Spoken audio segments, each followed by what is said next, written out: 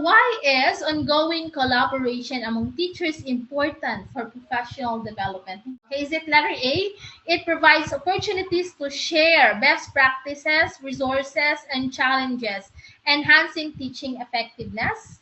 Letter B, it allows teachers to work less and rely on the expertise of others. So letter B po is very wrong, no? So negative po siya.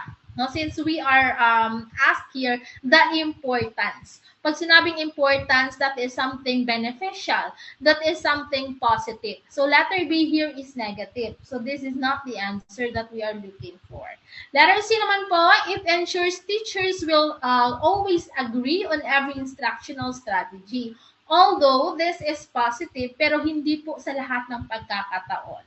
Okay, kaya nga po may collaboration para at least 'di ba, if merong mali doon sa merong dapat i-improve doon sa ginagawa ni teacher, may isa-suggest ng ibang teacher kung anong mas makakabuti.